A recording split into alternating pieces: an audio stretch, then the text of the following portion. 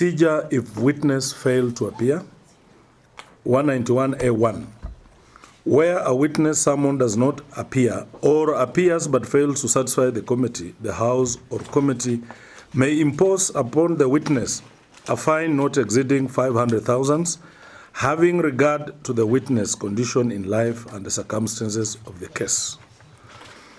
A person may pay the fine under paragraph 1 to the clerk. Parliament or its committee may order the arrest of a witness who fails to honor summons for the purpose of compelling his or her attendance. In the circumstances, honorable members, the committee therefore blasts a fine of 500,000 to the management of this institution, payable in 7 days. The money must not come from the account of the institution. Principal, you must take the work of this committee very serious.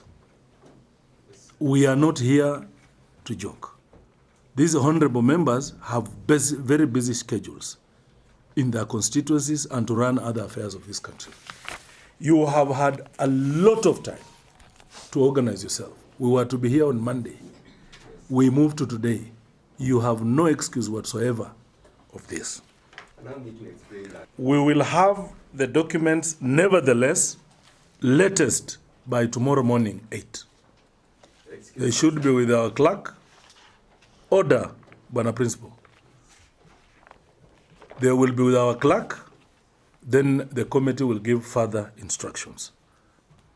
But for today's visit, I think all of you are aware of the malpractices that befall this institution, the 130 acres, the 70 acres. We are here to see so that the committee will sit and agree on what to do on the other issues. You know the channels of submission, right? Yeah, please make sure that they're with us. Let us tomorrow morning at 8. But honorable members, see you, all of you, surprised and mesmerized and scared. It's like the institution has come to the head. This country is moving on the right direction. yes, This country is moving on the right direction, and we are not allowing any impunity to divert our attention, including the rise from the small people, the small group we are dealing with, including them. Who is who? The ones who are captured, the state capture must be overturned for this country to proceed. There's no other way.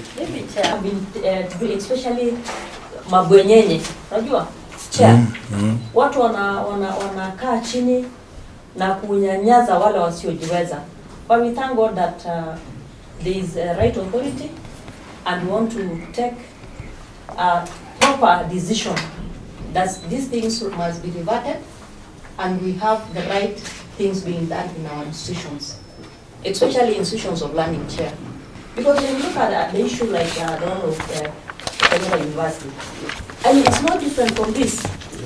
It's the same, where people just sit down, think that today we want to carve a piece of land, and then get produce from that piece of land. Because how do you explain, on a principle, a loan that's taken in a public institution? How do you put that on? How do you explain it? The national funds are used to and went to the purpose that they were meant for. And the TVET Act is implemented to the letter. We don't expect to have a board of trustee and a board of management at the same time in any institution, because that is not in the law. Therefore, I think this institution needs a thorough clearance and cleaning, and I think and I believe it will serve as an example to other institutions in this country, because this matter will be discussed to the highest level, and this committee is a very serious committee. It's a committee that's going to clean this country's learning institutions, and I believe it will do so. Chairman, most of these institutions have just been lying, I know, ignoring everything, thinking that things will just be spoken and forgotten. And this committee is not a committee to speak and forget. It's a committee to speak, act, and implement. Therefore, everybody will see implementation.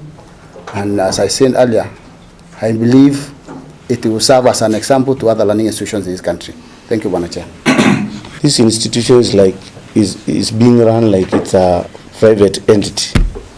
You cannot understand whether it is a public institution or it is a private public partnership running the institution.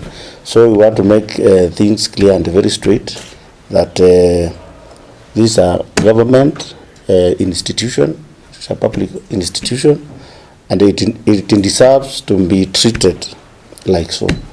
If there is all properties sitting within the this institution, its name should read, and all the properties should be attached to the institution directly. If you want to get to know, if you want to get to know the worthiness of the institution, valuation should be done and attached to the said institution.